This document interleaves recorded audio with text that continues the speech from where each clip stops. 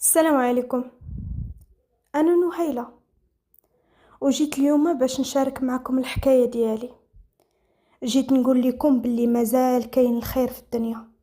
المشكل اللي وقع ليا كنت كنقول صافي حياتي دمرات، ولكن جا اللي وقف معايا وسترني وكان تاج فوق راسي. نبدا معكم حكايتي. انا واحد البنت اللي كنت خدامه على راسي، حياتي كانت زوينه بزاف، وكنت انا هي الوحيده عند عائلتي. كنت عايشه في الدلع ومفشيني، واللي بغيتها كان نلقاها. من بعد ما خدمت عائلتي ما كانوش محتاجين ليا، داكشي اللي كنخدمو كنت كنخسرو غير على راسي. كنت معليه في راسي بزاف، دائما الاناقه، دائما كنلبس مزيان، دائما الجمال، كنت غزاله وزوينه. كنت كنتهلا في المظهر ديالي لاقصى حد، وهذا الشيء خلى بزاف ديال الناس انهم يحطوا الانظار ديالهم عليا. شحال من واحد كيجي كيبغي يتعرف عليا ولا كيبغي يدير معايا علاقه، ولكن انا واخا هكاك، واخا كنت متفتحه وكنت انسانه اللي كنديها في راسي وكنتهلا في راسي، والديا ما كانوش كيعاتبوني لا على الباس ولا على ماكياج. كانوا عاطيني الحريه التامه لانهم كانوا عارفين اشنو مربيين. كنت انسانه اللي حافظه صواري، ما يمكنش شي واحد يديها مني غير هكاك. واخا نضحك، واخا نمشي خرجات مع البنات صحاباتي، خرجت مع الناس ديال الخدمه، ولكن دائما محافظه على راسي. كنضحك كنهضر، ولكن كل شيء في حدود. مشات الايام وواحد السيد كان خدام معايا، كان انسان اللي دائما كيلصق فيا. كل مره كنبغي مثلا ناخذ غير قهوه كيخرج حتى هو يجلس حدايا، كيبغي يجبد معايا الهضره، كيبغي دائما يهضر معايا. ولكن انا في ديك الوقيته سبحان الله ما كنتش كنستحمله. كل مره كيجي يبغي يدوي معايا في هضره كان صافي كنبلوكيه. مشات الايام وجات الايام، حتى لواحد المره تلاقيت بواحد السيد خارج اطار الخدمه ديالي، انسان اللي تلاقينا غير صدفه انا وياه. المهم وقع بيناتنا واحد النقاش، ومن مورا هذاك النقاش ولات صداقه. عطيته النمره ديالي وعطاني النمره ديالو، ولينا كنتواصلوا دائما. كيهضر معايا، انسان اللي كنشوفو غزال، لا في الشكل ديالو ولا حتى في هضرته. انسان اللي كنت كنشوفو مثقف، كان عاجبني بزاف. كان كيثير الانتباه ديالي بطريقه احترافيه، انسان اللي عارف اشنو كيدير وعارف الهدف ديالو وباغي يوصل ليه. انا تعلقت به لواحد الدرجه اللي كبيره بزاف، وليت كنحبو كتر من اللازم. وهو استغل هاد النقطه ولا كيلعب بيا كيف ما بغى. في الاول ولا هو اللي زعما كيطلب انني نتلاقى معاه ونجلس معاه في شي قهوه ونهضروا، ولكن من بعد ولا كيتقل عليا شويه بشويه، وبدا كيتقال. وفي كل مره كنعيط عليه ونقول ليه باللي بغيت نتلاقى ولا شي حاجه، كيقول لي لا وانا ما مساليش وانا عندي شي خدمه ضروريه. وهادي مره اخرى عاوتاني نتصل به وهادي كيقول لي لا حقا والدي عندهم شي ناس وهادي وانا خصني نكون حاضر معاهم. ولا كيدير الاسباب باش يخليني دائما في اشتياق ليه. ولكن هاد الشي كامل علاش؟ لانه ما وصلش للغرض ديالو معايا، وانا ديك الساعه ما كنتش عارفه النيه ديالو اشنو فيها. وليت كنحاول انني بحال الا نطمعو بشي حويجات باش دائما داك السيد يولي حدايا ومعايا وقت ما بغيتو، يكون حاضر.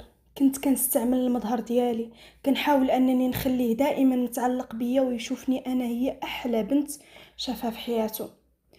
ولكن داك السيد في كل مره كنت كندير هاد الشي ما كان كيعطيني حتى شي فائده، بالعكس هاد الشي كامل اللي كنت كندير ما بقاش يعطيني فائده معاه.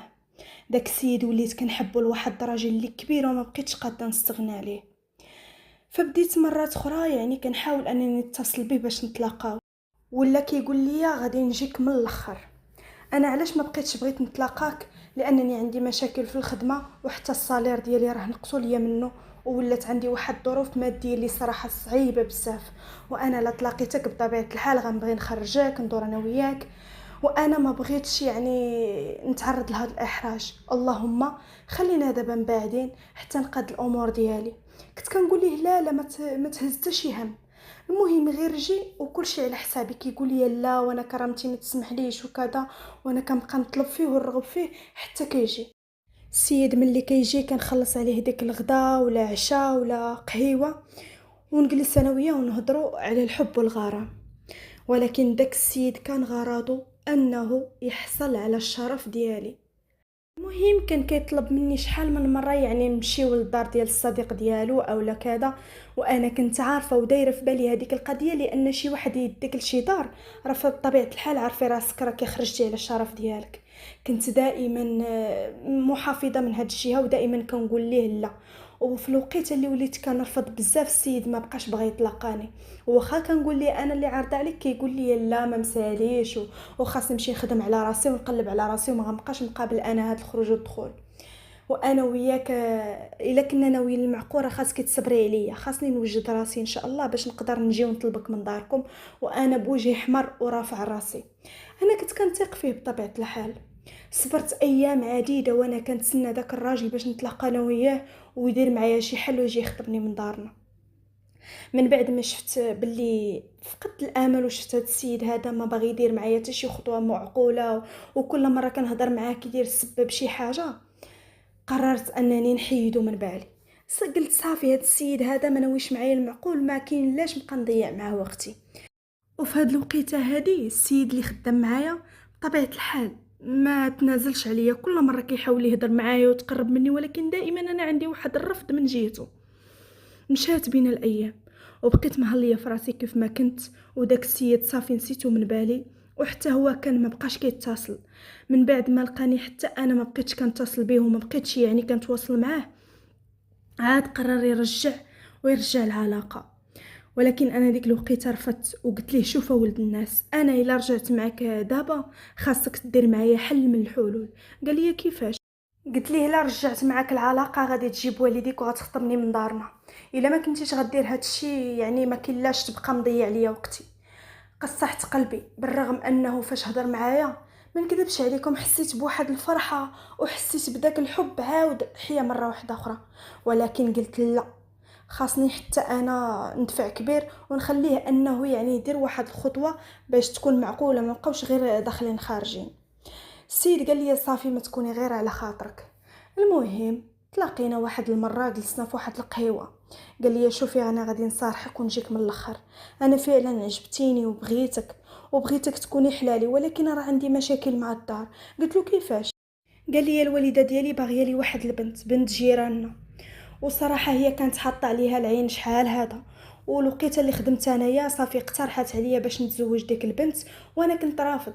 وهي قالت لي شوف ولدي، راه لا ما تزوجتيش بهذه عمرك ما تحاول انك تجيب لي واحده اخرى وتقول لي هذه غادي تكون مراتك، لانني انا هذيك الساعه غادي نرفضها لك، وهذيك الساعه عنف بحرك ونسى باللي عندك انا مني سمعت كلامه تصدمت. قلت له انت مني عارف هذا الشيء وعلاش دابا جاي راجع معايا في العلاقه؟ قال لي انا عندي واحد الحل وحيد، واللي هو انني نحط والديا قدام امر الواقع. قلت له كيفاش؟ قال لي غادي نتزوج بك وديك الساعه غادي نصارحهم، وهما صافي ملي غادي يشوفوني انا تزوجت يعني راه ما عندهم ما يقولوا ديك الساعه. قلت له ايه وانا وشنو غادي نقول دارنا؟ قال له شنو غادي تقولي؟ غادي نمشي انا نخطبك من عندهم، وهما شنو كيهمهم والديا ولا كيهمهم الراجل اللي غتزوجي به؟ قلت له بطبيعه الحال كيهمهم الراجل اللي غيتزوج ببنتهم، ولكن انت والديك بطبيعه الحال خصهم يكونوا حاضرين وراضيين على هذا الزواج، اما الا درنا هذا الشيء هكا راه ما كاين حتى شي حاجه. قال لي لا انا غندير هكا، وديك الساعه الوالدين ديالي بطبيعه الحال بس منهم غاديين يتاقلموا مع الوضع، وديك الساعه غيجيو يتعرفوا على عائلتك وكذا وكذا، وانت عارفه كيفاش تدخلي هذا الموضوع على عائلتك وهذه. المهم هذا الشيء الا كنتي كتبغيني. ايه واش غادي نقول لكم، بقيت جالسه وكنفكر وراسي داخ كيفاش غادي نحل هذا المشكل. انا فعلا هاد السيد بغيته وحبيته من كل قلبي، ولكن هاد الحل اللي عطاني هو راه ما دخلش ليا راسي، وحتى عائلتي بطبيعه الحال راه غادي يرفضوه، غادي يقولوا لي شنو هو هاد الزواج الملاوط، كيفاش غادي تزوجي انت بواحد يعني هو بوحدو عائلته ما كايناش، علاش ما راضينش على هاد الزواج؟ اذا كاين شي حاجه تما. المهم انايا فاش طمنت وقلت صافي السيد ناوي المعقول، قال لي شوفي انا غادي نديك نوريك واحد الدار اللي غادي نعيشوا فيها مؤقتا على ما يرضى والديا وداكشي. قلت ليه فين كاينه هاد الدار؟ قال لي راه كاينه واحد السمسار عيط ليا وقال لي نمشيو نشوفوها، والمهم انا بغيتك تمشي معايا وتشوفي الدار راها مفرشه ومقاده، راه غادي نكريوها هكاك بالفراش ديالها باش نسهلوا علينا المأموريه وتكون الامور ديالنا مزيانه وما نعطلوا حتى شي حاجه. قلت ليه واخا. دار معايا الموعد ومشيت انا وياه لهاديك الدار. دخلت ليها الدار مفرشه مقاده بحال الا ساكنين فيها ماليها ومقادينها. قلت ليه زعما هاد الدار حاطينها الكرا ومقاده ونقيه بحال هكا؟ قال لي بطبيعه الحال. انا راني وصيت السمسار وقلت ليه وجد ليا شي دار بحال هكا مزيانه. الخايب راه ما عندي ما ندير به. المهم دخلنا، بقى هكا كيوريني ها بيت النعاس ها الصالون ها الحمام هكذا. واحد شويه وهو يقول لي جلسي.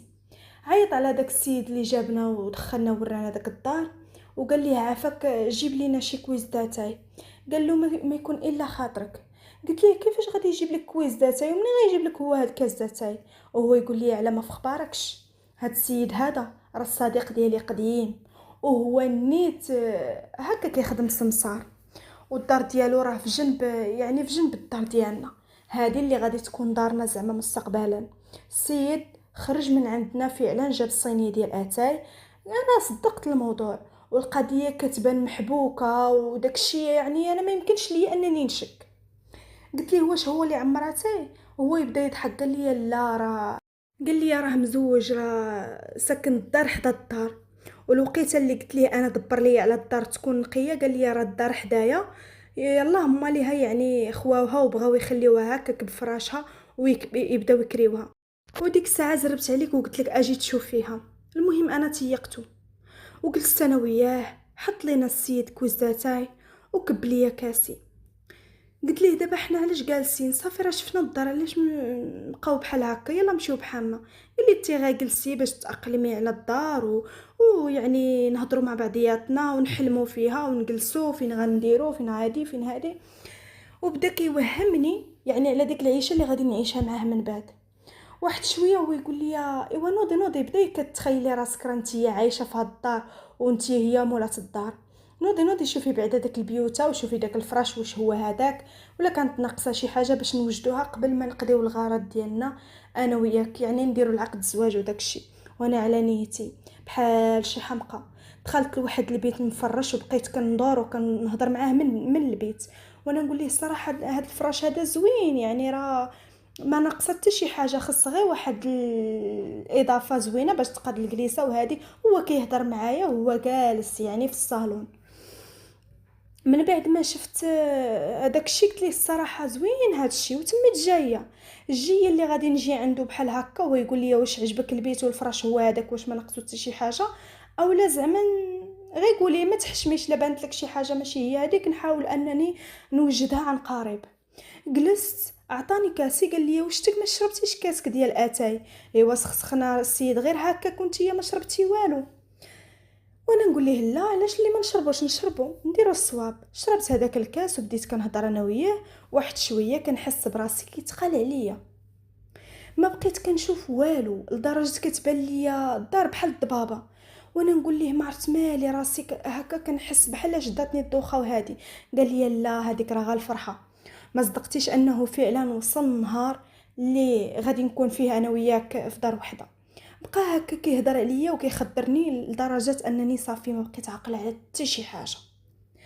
من موراها ضربتني الفيقه، كنلقى السيد جالس حدايا عاجبو الحال وناشط، وانا في واحد الحاله يورت لها. عرفت راسي باللي وقع اللي وقع. بديت كنضرب فيه وكنغوت وما عرفتش كيفاش غادي نتصرف هذيك اللحظه. قلت ليه كيفاش غدرتيني، كيفاش درتي هذا الشيء؟ قال لي يا مالكي هكا معقده ودرتي الامور بحال الا شي حاجه واقعه صعيبه. عادي راكي يعني جايه مع راجلك بحال الا حنا راه مزوجين. انا راه وعدتك وكلمتي بنت فمي، وما تخميش انني زعما تقولي مع راسك راه غادي نغدراك ولا شي حاجه. صافي انا تفاهمت معاك، راه قلت لك اللي غادي يوقع هو اللي غادي يوقع، ما تخافي حتى شي حاجه. انا معاك وعمرني ما غنخليك. السيد هدني بديك الهضره.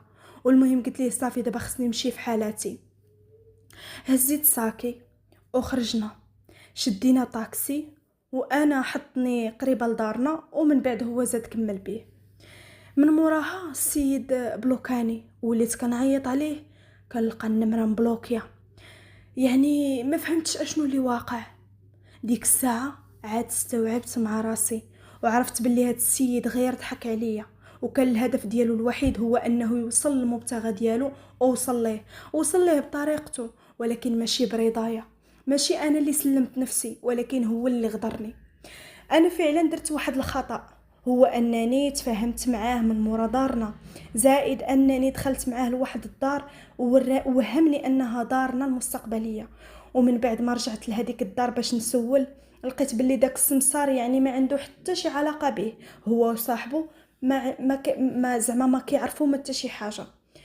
قال لي انا جا عندي بغيت نكري واحد الدويره اللي مفرشه وداكشي، وانا كريتها ليه. وفاش قال لي جيبي كاس داتاي صراحه صدمني، ما فهمتش هذيك الزعامه ديالو. واخا قلت ماشي مشكل، انا حشمت قدامك وجبت ليه داك الكاس داتاي، انا اللي عمرته بيديا.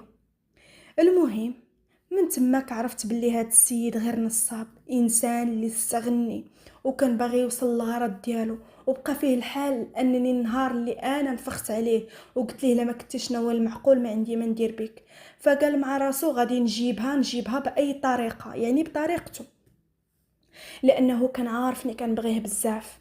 استغلني واستغل الحب ديالي ليه، ومن بعد خدا داكشي اللي بغى ورماني. ما كنعرف عليه حتى شي حاجه.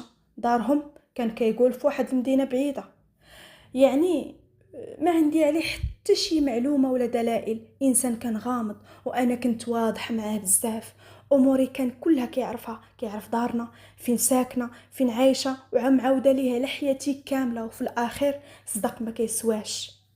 في هذيك اللحظه الدنيا دارت بيا، وما عرفت شنو غادي ندير. ما عرفت شنو غادي نقول لعائلتي، يعني انا اللي كنت كنقول لهم وكنعاود لهم باللي كنعرف واحد السيد وناوي معايا المعقول وكذا وكذا. لقيت راسي ما بين ليله ونهار، وليت عاطيها السقيل وكندخل نيشان لبيتي وكنسد عليا. ماما ديك الوقيته حسات بيا وقالت لي اشنو اللي واقع بنتي، ياك ما السيد اللي كان معشمك بالزواج من بعد تخلى عليك؟ قلت لي لا لا ماما، غير ما تفاهمناش وصافي. المهم قالت لي يا بنتي الله يدير لك اللي فيها الخير، انا راه ما نبغي لك غير الخير. وبنتي ما تعودش انك نشوفك بحال هكا حزينه ونشوفك هكا دابله. انا بنتي دائما كنشوفها دايه في راسها وانسانه قويه، وكل شيء غير من الطريقه ديالك كيفاش كتعاملي وتلبسي. ايوا كوني قويه ورجعي لخدمتك وكوني مراه وقاده. واللي باعك بيعيه. انا ديك الساعه ما كرهتش انني نعنق ماما ونبدا نبكي ونعاود لي هذاك الشيء اللي وقع ليا، ولكن ما يمكنش. انا ماما واحد الانسان اللي عيانه شويه، وانا لا جيت بديت نقول لها داك الخبر بديك الطريقه ربما توقع ليها شي حاجه، وغادي ديك الساعه ندم على النهار اللي جيت فتحت فيه قلبي لماما. انا ما كنقولش لكم بانكم تخبيو على امهاتكم مشاكل اللي كدوزو منها، بالعكس خاصك تفتحي قلبك لميمتك وتعاودي لها اي حاجه كتوقع لك. ربما يكون هي عندها الحل ليك، ربما توجهك للطريق الصحيح. ولكن في الحاله ديالي انا كنت خايفه على ماما بزاف، وقلت كيما يعني دخلت راسي في هذا المشكل خاصني انا نخرج راسي من هذا المشكل. رجعت للخدمه ديالي، وداك السيد اللي يعني قلت لكم في الخدمه كان دائما كيلصق فيا ويحاول يهضر معايا، شافني رجعت انسانه اخرى، انسانه اللي مبدله. ماشي ديك السيده اللي كانت يعني مفرفشه وعاجبها راسها. شافني داخله سوق راسي، ومني كيجي وكيهضر معايا وكيقول لي شوفي عافاك عطيني غير فرصه نهضر معاك، مالكي دائما فيما كنهضر معاك كدوري فيا وما كتخلينيش يعني حتى نهضر معاك. قولي لي كتباني ليا ماشي تلهيه، شنو اللي ضرك؟ غير فتحي قلبك وعاودي ليا داكشي اللي بغيتي. واخا انا راني كنحس من جهتك واحد المحبه اللي كبيره بزاف وكنقدرك وما كرهتش تكوني مولات داري. بقيت كنشوف فيه وكنضحك. قلت ليه واش من نيتك؟ واش انت دابا باغي تصنت لمشاكلي ولا باغي تجسس عليا وتشوهني قدام الناس؟ قال لي يا الله يهديك، راه انتيا اللي غلطه فيا، انتي اللي ما كتعرفينيش مزيان. انا من نهار عرفتك ومن نهار خدمت معك في هذه الشركه وانا كنكليك واحد المحبه كبيره بزاف، انسانه غاليه عندي في قلبي، وما كنبغيش نشوف داك التغوبيشه اللي في وجهك. كنبغيك دائما تكوني فرحانه. وبما انني انا دابا كنشوفك ماشي فرحانه، بنتي ليا مهمومه وهزه هم كبير في قلبك وبغيتك تشاركيه معايا وحس بيني، يعني انا في واحد البير اللي غادي تلوحي فيه واحد السر ديالك. غير قولي لي اشنو اللي واقع. قلت له المهم انا غادي نعاود لك، ولكن الا لقيت هاد الهضره خارجه من هنا قلت له غادي ندير عليك كروه كحله هاد المره. قال لي ما تخافي والو، غير عاودي ليا. المهم مشيت انا وياه لواحد القهيوه، خدينا قهوه وبدينا كنهضروا هكا، وبديت كنعاود ليه اشنو اللي وقع ليا. قال لي فعلا انا حسيت بيك نهار شفتك داك الايام كنتي ضاحكه ومفرفشه ديال شي وحده اللي داخل في حياتها واحد الحب جديد، ولكن من بعد رجعتي للخدمه وشفتك مكسوره حسيت باللي شي حاجه واقعه ماشي هي هذيك. حكيت ليه كل شيء وقلت ليه باللي انا تغدرت وفعلا حبيته من قلبي، وداك السيد غدرني ودار فيا اللي بغى. قال لي واللي بغى يقول لك باللي انه عنده لك الحل لهذا المشكل. قلت له يلا قولوا لي دابا انا كنسمع. قال لي الحل اللي عندي لك هو انك تزوجي بيا. قلت ليه واش من نيتك؟ انا كنهضر معاك من نيتي وانت كتضحك معايا. قال لي لا، انا كنهضر معاك صراحه من نيتي، وكنبغيك وكنقدرك وعارفك بنت الناس، وعارفك باللي ماشي شي وحده اللي تسلم راسها بالساهل، وعارف باللي هاد السيد ضحك عليك وبانه يعني قول بك ودار بك واستغل داك الحب ديالك. ولكن انا فعلا كنبغيك لاقصى درجه ومستعد انني نستحمل يعني واحد الغلط اللي دار واحد اخر انني نسترو، وهاد الدموع هادو غادي نمسحهم، وهاد الشيء هذا غيبقى بيني وبينك، ما غيعرفوه لا عائلتي ولا عائلتك. اشنو بالك؟ صراحه دورتها في راسي بزاف، بالرغم انني ما كنتش يعني عاطيه فرصه، وما كنتش يعني انا ما كنتش عاطيه لراسي فرصه انني نبغيه. قلت مع راسي هذه هي الفرصه ديالي انني ندرك هذا المشكل اللي وقع ليا، لا قدام عائلتي ولا قدام الناس، لان الناس لا عرفوا عليك شي حاجه راه ما غاديش يرحموك. المهم قلت ليه اش غادي نقول لك موافقه، ولكن بشرط ان هذا الموضوع ما يتجبدش لا دابا ولا مستقبلا. قال لي يا صافي كوني هانيه. فعلا السيد دغيا بالزربه جاب والديه وجا يخطبني من دارنا. والديا كانوا فرحانين بزاف، واخيرا بنتهم المدلله جا النهار اللي غادي تزوج فيه وتمشي هي وراجلها يعني يعيشوا ويستقروا في دارهم بوحدهم. فعلا هاد السيد هذا كبر بيا، عاملني بحالي بحال اي بنت يعني مازال عمرها ما عرفت الزواج اشنا هو. فعلا كبر بيا ودارنا كانوا فرحانين وعجبهم الحال، وحتى عائلته حبوني وبغاوهم بغاوني زعما من كل قلبهم. وما قدرش زعما يقول هاد السر اللي بيني وبينه، هاد السر فعلا بقى بحال الا لحتو في واحد البير. المهم من بعد الخطوبه داك الساعه يعني ما طولناش درنا العقد ديال الزواج وتزوجت انا وياه. عشت معاه احلى ايام حياتي. بطبيعه الحال هو انسان كان كيبغيني من اول مره شافني فيها، ولكن انا تعلمت انني نبغيه من الطريقه ديالو كيفاش كان كيعاملني. تعلمت انني نكون كنحترمه من الطريقه ديالو كيفاش تستر عليا من بعد ما عرف ان واحد اخر ضحك عليا.